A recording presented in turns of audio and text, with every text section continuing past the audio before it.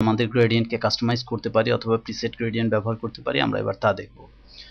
এই জন্য প্রথমেই আমি একটি নতুন লেয়ার নিচ্ছি। এখানে একটি বা দুটি লেয়ার রয়েছে যেখানে কিছু কালার ব্লক তৈরি আছে। আমরা এর বাইরে আমরা নতুন আরেকটি লেয়ার নিচ্ছি এবং এই লেয়ারটিকে আমি এই লেয়ারগুলোর নিচে রাখছি। এবার আমি গ্রেডিয়েন্ট যে টুলটি আছে সেটি নির্বাচন করব। লক্ষ্য করুন এখানে আমার ব্যাকগ্রাউন্ড এবং ফোরগ্রাউন্ড কালার সেট করা রয়েছে। আমি যখনই গ্রেডিয়েন্ট টুলটি নির্বাচন করছি এই ব্যাকগ্রাউন্ড এবং ফোরগ্রাউন্ডের উপর ভিত্তি করে আমার এখানে একটি গ্রেডিয়েন্ট তৈরি হচ্ছে। আমি যদি এই গ্রেডিয়েন্ট দিয়ে এটি ফিল করি তাহলে এই ধরনের একটি ইফেক্ট আমরা পাবো। কিন্তু আমি যদি চাই এই গ্রেডিয়েন্টের মধ্যে কিছুটা ভেরিয়েশন আনতে, সেক্ষেত্রে আমাদের যেটি করতে হবে কাস্টমাইজ করতে হবে।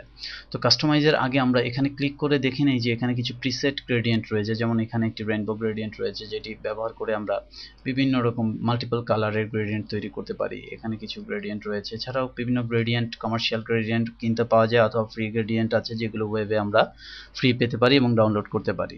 যাই হোক, আমরা আমাদের যে ডিফল্ট গ্রেডিয়েন্ট সেটি আমরা প্রয়োগ করছি।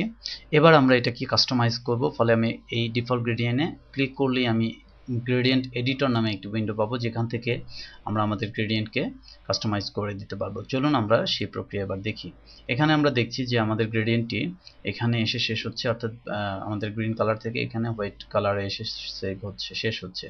আমি এখন চাচ্ছি যে হোয়াইটের প্রভাবটা একটু বাড়িয়ে দিতে এবং গ্রিনের প্রভাবটা একটু কমিয়ে দিতে। সেক্ষেত্রে আমি এটি ব্যবহার করে সেটি করতে পারি এবং এর সেন্টার যে পয়েন্ট আছে সেটি ব্যবহার করে এটি করতে পারি।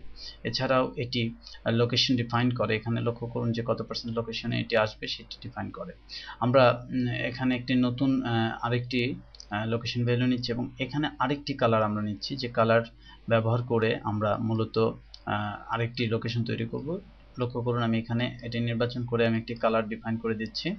আমি ইউজার কালার নির্বাচন করে আমি এখানে একটি রেড কালারকে পিক করছি এবং লক্ষ্য করুন এখানে গ্রিন থেকে রেড হয়ে তারপর সাদা হচ্ছে।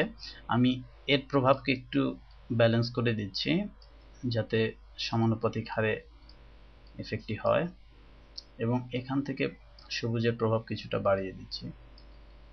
এবার আমি ওকে বাটন চাপছি।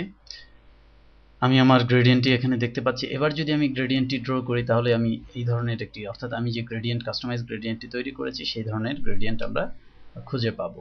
আমি যদি রিভার্স মোড এখানে অন আছে এটিকে অফ করে দিই তাহলে আমি দেখব যে আমার যে জেনারেল যে ডিরেকশনে যেভাবে গ্রেডিয়েন্টটি হওয়ার কথা সেভাবে গ্রেডিয়েন্টটি হচ্ছে।